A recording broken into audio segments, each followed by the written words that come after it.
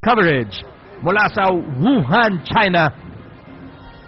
Ito ang matinding misyon ng Smart Gilas Pilipinas to make it all the way to the London Olympic Games. Despite the odds, despite the tough opposition, despite the presence of UAE, led by their coach Zoran Supcevic, despite missing Marshall Lassiter and Chris Lutz. 10 active players. We'll see action today for Coach Raiko Toraman, and they will try to go for their first win as we want to jumpstart our campaign of winning a couple of games to make it to the next round.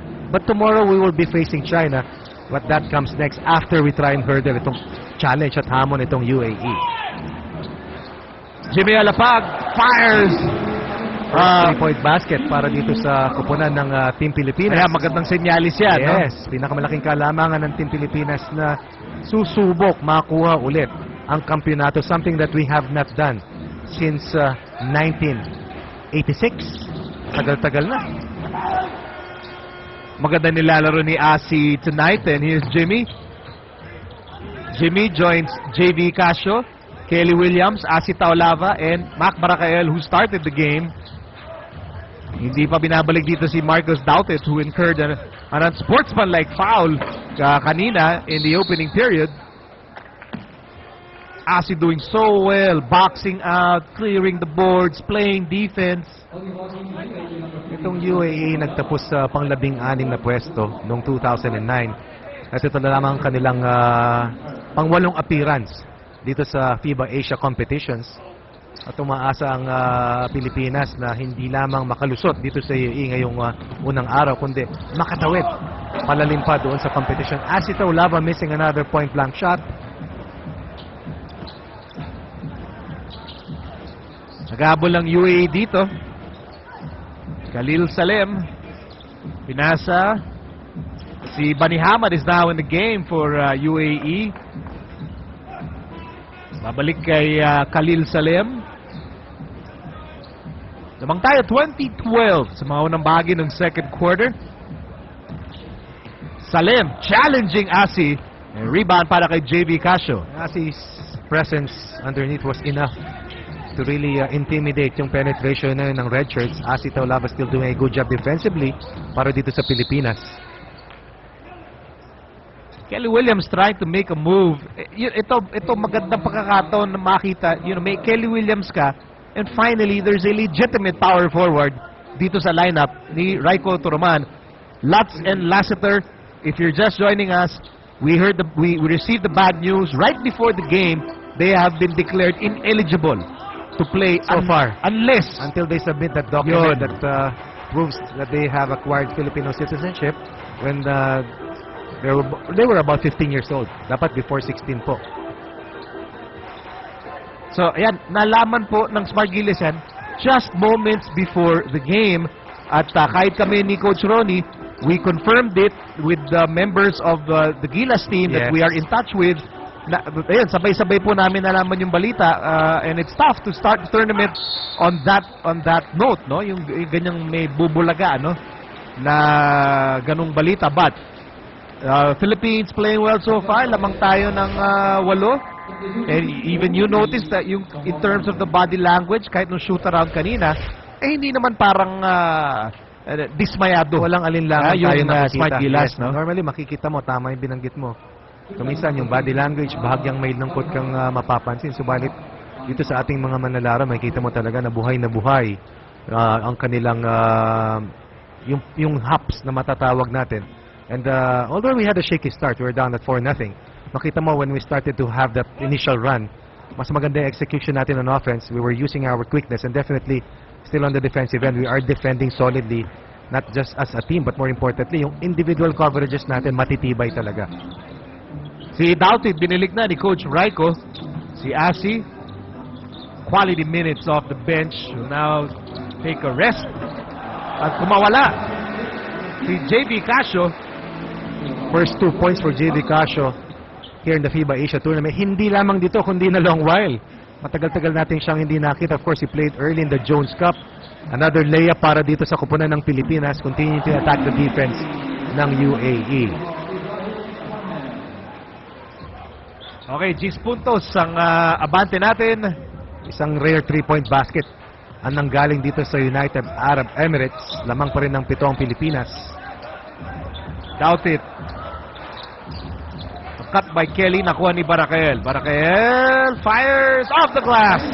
4 in the game for Mac Barakel. Mas maganda ang shooting clip natin definitely compared dito sa UAE. It's because we've been attacking the baskets. At ngayon, napipilitan silang dumepensa sa loob. It freed up Mac Barakel for that jumper from the right side. 24-15, lamang po ang Smart Gilas. Ahmad, tumira, no go. Ayan, yung outside shooting po ng UAE, hindi po talaga kumukonekta. Baga may nakita tayong 3-pointer kanina. That is more the exception than the rule. Doubt it at the post. Drop step, turn around, it's good. 9 points in the quarter para dito sa koponan. Make that 7 in the quarter para dito sa koponan ng Pilipinas. At kung makikita mo yung defensive game plan dito ng Red Shirts, Nico, puro one-on-one lamang. Wala masyadong help. Subalit, pinaparusahan natin sila dahil sa ating quickness.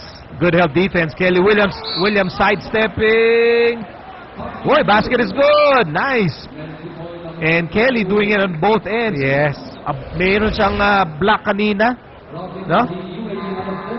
Brought to you by Electrogen D+. Depensa sa anumang panahon. Ito yan, help defense. Swatting it away. Tapos takbo na naman ang koponan ng Pilipinas.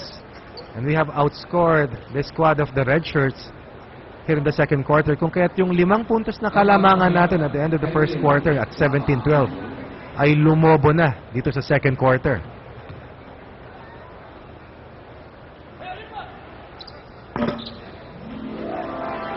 How important is it to have Kelly Williams on the team na meron kang talagang totoong power forward? Well, talagang tumibay yung rotation natin, lalong-lalo na sa 4 spot. Pasok dito si Ranidel, pasok si Kelly Williams. Solid yung contribution you can expect sa offensive end. But more importantly, pagdating sa depensa, may ka-match up na yung mga malalaking power forwards ng mga kalaban.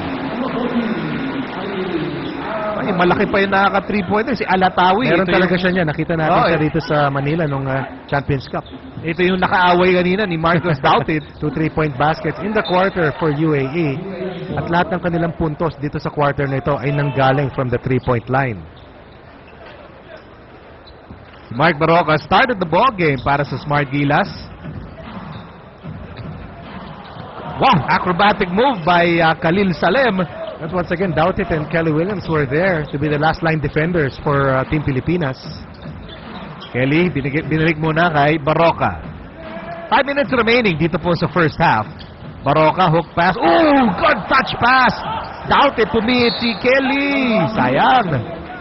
Libre na sana si Kelly pero pag ikot niya, yung spin niya nagdala sa kanya dun sa defender. But that is one play that is so hard to defend. You defend the ball screen, you defend the roller, you defend the flare, and you defend that interior pass. Sayang, no? Tumulong din kasi si Alatawi. Malaking mama din yun. Katapal din.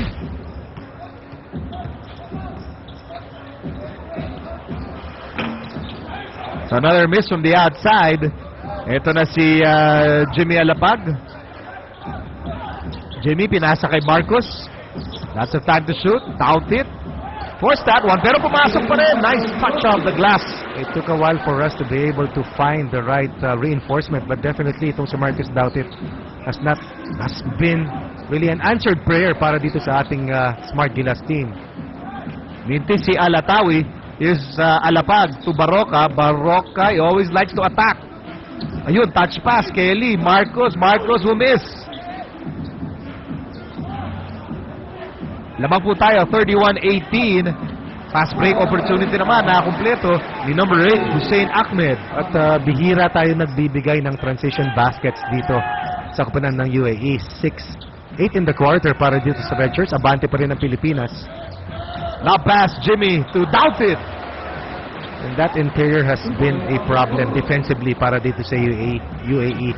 Hindi lamang yung malalaking players natin na nakakapasok, lalong-lalo na yung mga penetrators ng koponan ng Smart Gilas. 13-point game para sa Smart Gilas. Ahmed, eyeball to eyeball, laban kay Jimmy Alapag. Ahmed, pinasa, Alatawi, the big man, puts the ball down to Palpal. ni Marcus Douthit. And here's Jimmy Alapag on the move. Kick out pass, Barroca. Barroca is fouled.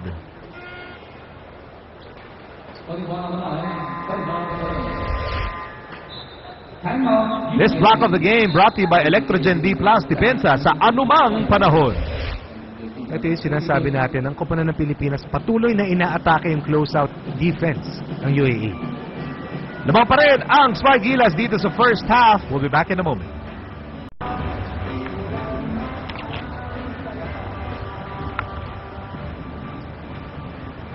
Si Alatawi, ito, pilit na gusto kumonekta from the outside. Had an incident with Marcus Douthit back in the opening quarter na bigyan tuloy na unsportsmanlike foul si Douthit. But right now, here in the second period, Gilas is in control. Oh, definitely. Yung field goal clip natin mas mataas kumpara sa Red Shirts. But one thing that you can really say para sa Smart Gilas team is maganda yung depensa natin dito. Lalong-lalo na yung one-on-one defense natin kontra dito sa UAE. Barroca. Here's Ranidel, top of the key. And that is 3 3-point baskets in the quarter para dito sa koponan ng Pilipinas. Pinakamalaking kalamangan, 16 na puntos kontra sa Red Shirts who have only scored 8 points here in the second quarter. Alatawi off the glass, wala. Rebound, Ranidel, binigay kaagad kay Chris Chu. Kasama na si Mac Baracael at si Mark Barroca. Chris Chu to Ranidel. We're up by 16 points, under 3 minutes to go. Chris Chu mutik na magawan. Here's Baracael, he fires, no. Rebound para kay Al-Hatawi. It's a foul near the midcourt line mula kay Ranidel de Ocampo. Ranidel de Ocampo, dalawang ulit ng sumubok na maging kasama sa lineup ng huling dalawang national squads na naglaro sa FIBA Asia. Subalit ngayon lamang siya magiging parte ng talagang final lineup. Kaya matagal na nagantay itong si Ranidel de Ocampo, about 5 years to play in an international competition. Alatawi, ayaw mo nang itira. Kanina pa siya tira ng tira actually.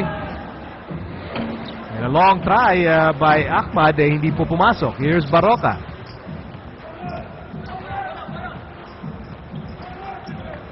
Under 2 minutes remaining sa second period. Pasa sa loob. And here's Douthit. Nagpatuloy na butas ang depensa sa loob ng Red Shirts, and Douthit really going to town here in the second quarter. At very unselfish din ang mga manlalaro ng Smart Gilas. The open man gets the basketball, kung kaya't napakataas ang ating field goal clip. At kung kaya't lumaki na rin ang lamang natin, 38-20. Alatawi, an impossible shot. Ayun, palpal tuloy ni Douthit.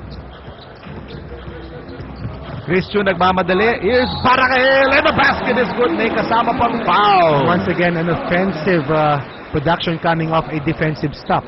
That has been key for Team Pilipinas here in the first half so far. Another block coming from Douthit fuels our offensive transition. And as a result, Baracael once again providing the scoring for the White Shirts. Yun na yung tema eh. Na-establish na rito ng Smart Gilas. Japet Aguilar makes his first entry. Kaya sinasabi, Nico, sa pagpasok ni Kelly Williams at ni Ranidel de Ocampo, may iba yung rotation sa front line. At sa pagkawala naman, itong si Lutz at ni Lassiter, I'm sure, iba rin ang rotation sa perimeter players ni Coach Raiko Toroman. 20 puntos ang kabante ng Smart Gilas, 40-20. 1 minute remaining dito sa second quarter. Naghahanap ng paraan ng UAE. Well, first of all, makakonekta consistently from the outside. Oh, they are getting their open looks. But one thing nice about Team Pilipinas, baski libre hinahabol. Although late, we are contesting jumpers. Kung kaya't, although nagbigay tayo ng 2 3-point baskets here in the second quarter, hindi sunod-sunod na baskets ang nakukuha rito ng UAE. Another tough shot.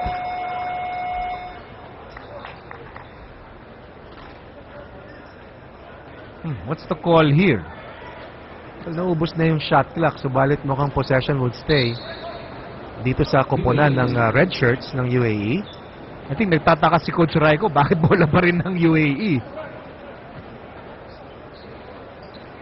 Ginamit na ni Coach Raiko yung buong lineup ng Pilipinas here in the first half. Japet Aguilar ang huling manlalaro na papasok dito for the White Shirts dito sa first half.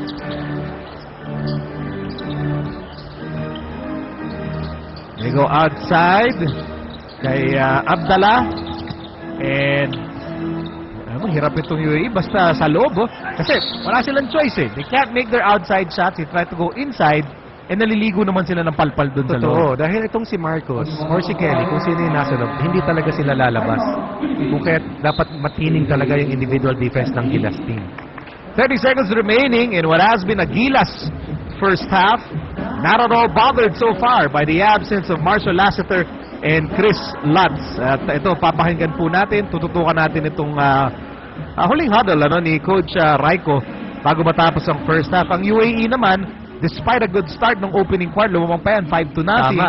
Medyo dikit pa yung mga unang 5-6 na minuto ng first period, pero mula na pumasok si JV Casio off the bench, si Jimmy off the bench, and Asi off the bench, okay na.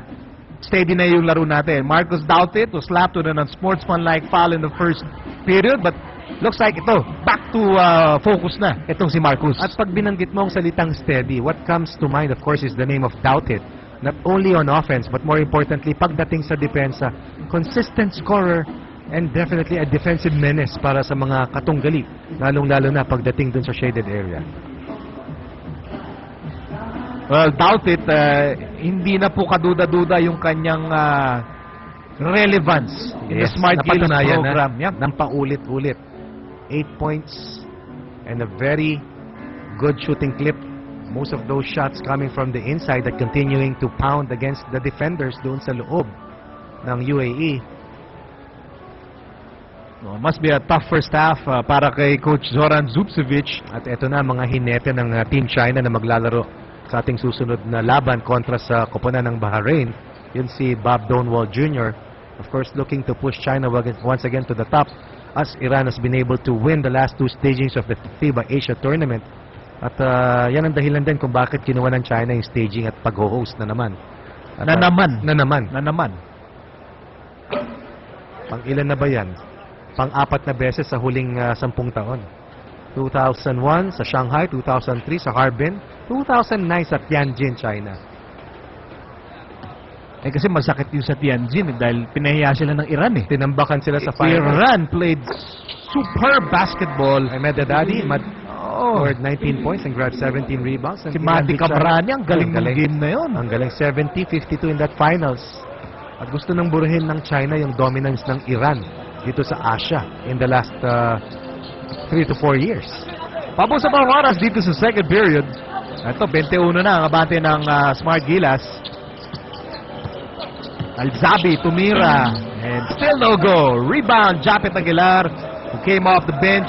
May oras pa dito, 7 seconds remaining. Casio inside, Asi na bitawan. Tatakbo ang UAE, 3 seconds to go, mag-isa. And I think they'll call the goaltending. Uy, may foul?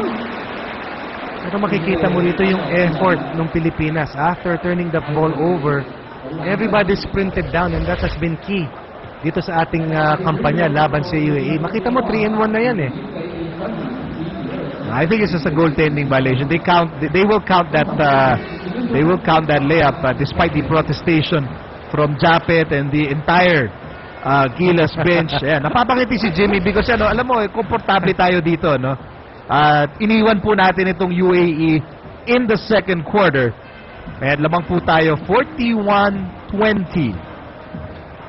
So ito, dire-diretso na tayo sa ating halftime, no?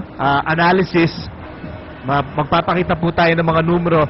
The second quarter, Coach Ronnie, was a pull-away quarter para sa atin. Anytime you score 24 easy points against a team and limit your opponent to only 8 points, definitely you're doing a fine job defending. At dahil sa matibay ang ating depensa, nakakatakbo tayo at patuloy nating itinutuloy yung pag-atake doon sa interior. Tumama pa tayo sa ating 3-point shooting kung kaya't ito, malaki ang ating abante. Over 20 points laban dito sa UAE. Well, si Coach Zoran Zubcevic, siguro inisip niya dahil may bad news sa simula yung Smart Gilas. Baka, masama ilaro na Smart Gilas at the start of the game. But Coach Raiko Toroman made sure the boys, our guys were focused. Despite losing Marshall Lassiter and Chris Lutz, dapat, todo bigay pa rin. It's exactly what they did, especially in the second period. Well, they had a lot of easy baskets, especially in the first 2 possessions, kung kaya tumabante nga sila 5-0. But when the Philippines started defending tightly, We forced turnovers. We got the defensive rebounds. We forced them to shoot really badly from the perimeter. And eventually, it took its toll on the offensive execution of UAE. At ito yung nagkainitan ng bahagya. Lagyan na natin ng hindi bahagya. Nagkainitan ng gusto between Doughtit and Alatawi. Coach Raiko Toroman reacting to the technical foul slapped against Doughtit. But it's all about defense for Team Pilipinas kung kaya't lamang tayo ng over 20 points dito sa first half. Nung una, nabahala tayo dahil parang mas maganda yung nilalaro ng UAE in the first 4-5 minutes of the opening quarter. Pero agad tinanggal yung ating agam-agam. Oo. Kaya Assistant Coach Ryan Gregorio, pinakita. Coach Chot Reyes also part of the coaching staff for the FIBA Asia Championships. And when the team clamped down on defense, Marcus scoring inside, Kelly Williams helping out, swatting shots away. It all fell into place, no, for this game para sa Gilas. And in those rare chance that Marcus Doughtit steps out of the lane, meron pa tayong isang last line defender na naman na lumilitaw. And look at the way we shot from the outside, 15 of 24. And that's the reason why abante tayo ng 19 laban dito sa UAE. Dahil 2 puntos sila coming off that goaltending call against Japet Aguilar. Rebounds also controlled by Team Pilipinas. Nakita mo rito yung turnovers, marami yan. Subalit hindi naman na-convert dahil maganda rin ang ating transition defense. But it's all about the defensive effort ng smart Gilas team and likewise the fine game plan of attacking that interior defense of UAE. Lamang po tayo, 41-22. Smart Gilas is ahead at the half. Back in a moment.